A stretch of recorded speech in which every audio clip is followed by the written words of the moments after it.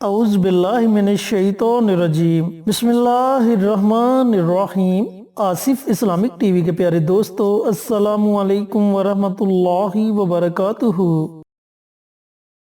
اللہم صلی علی محمد وعلی آل محمد کما صلیت علی ابراہیم وعلی آل ابراہیم انک حمید مجید۔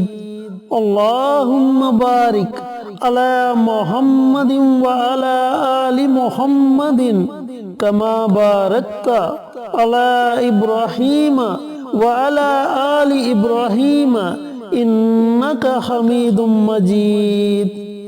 میرے دوستو، میرے بھائیوں، میری بہنوں، آج کی ویڈیو میں آپ کے ساتھ 13 شعبان یعنی کہ جمعرات کے دن کا ایک بہت ہی مجرب اور بہت ہی طاقتور عمل شیئر کروں گا۔ یہ وظیفہ مجرب اور طاقتور اس لیے ہے کیونکہ یہ وظیفہ حضرت عمر رضی اللہ تعالی عنہ کا بتایا ہوا وظیفہ ہے، اور جب آپ اس وظیفے کو جمعرات کے دن پڑھیں گے تو اس کی طاقت اور زیادہ بڑھ جائے گی۔ یہ وظیفہ آپ کسی بھی پریشانی کو ختم کرنے کے لیے پڑھ سکتے ہیں، کسی بھی جائز طرح کی حاجت کو پورا کروانے کے لیے پڑھ سکتے ہیں۔ میرے دوستو، میرے بھائیوں، میری بہنوں، ایک دن کا عمل ہے، لیکن اس ایک دن کے عمل سے آپ کی مشکل سے مشکل ترین حاجت پوری ہو جائے گی۔ اور یہ وظیفہ سورۃ فاتحہ کا وظیفہ ہے۔ اب سورۃ فاتحہ کی فضیلت میں بارہا ویڈیوز میں بتا چکا ہوں کہ اللہ رب العزت نے 4 آسمانی کتابوں کا نزول کیا، جن میں آخری کتاب قرآن پاک کو پیارے آقا سرور کائنات حضرت محمد مصطفیٰ صلی اللہ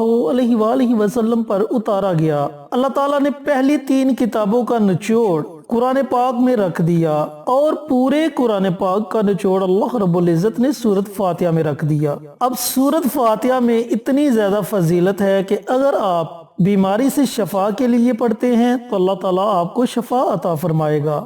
اگر آپ رزق کی تنگ دستی کو دور کرنے کے لیے پڑھتے ہیں تو اللہ تعالیٰ آپ کے رزق کو وسیع کر دے گا۔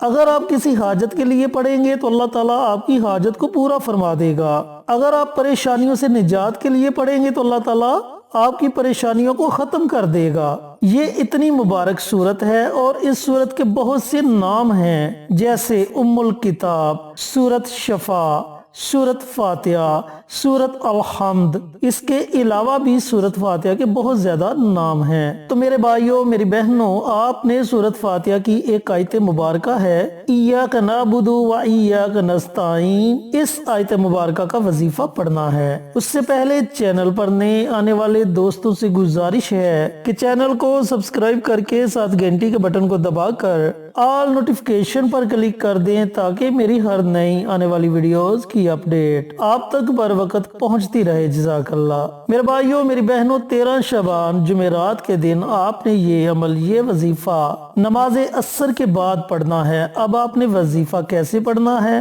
وظیفہ پڑھنے کا طریقہ کار اچھی طرح سن لیں اور سمجھ لیں۔ وظیفہ شروع کرنے سے پہلے آپ نے پانی کا ایک گلاس لے لینا ہے اور تنہائی میں بیٹھ جانا ہے۔ تنہائی میں بیٹھ کر آپ نے سب سے پہلے اپنی تمام حاجات کا تصور کرنا ہے۔ اگر آپ کی ایک حاجت ہے تو ایک حاجت کا تصور کر لیں، اگر آپ کی ایک سے زائد حاجتیں ہیں تو آپ ان تمام حاجات کا تصور کر لیں، اور جو پانی کا گلاس ہے اس کو آپ نے اپنے سامنے رکھ لینا ہے، اور سب سے پہلے پیارے آقا سرور کائنات حضرت محمد مصطفیٰ صلی اللہ علیہ وآلہ وسلم کی ذات اقدس پر آپ نے درود پاک کا نذرانہ پیش کرنا ہے۔ درود پاک آپ اپنی مرضی سے پڑھ سکتے ہیں، 1 مرتبہ پڑھیں، 3 مرتبہ پڑھیں، 5 مرتبہ پڑھیں، یہ آپ کی اپنی مرضی ہے۔ اور اس کے بعد آپ نے 100 مرتبہ اس آیت مبارکہ کو پڑھنا ہے۔ اللہم ایاک نعبد و ایاک نستعین، اللہم ایاک نعبد و ایاک نستعین۔ اس آیت مبارکہ کی آپ نے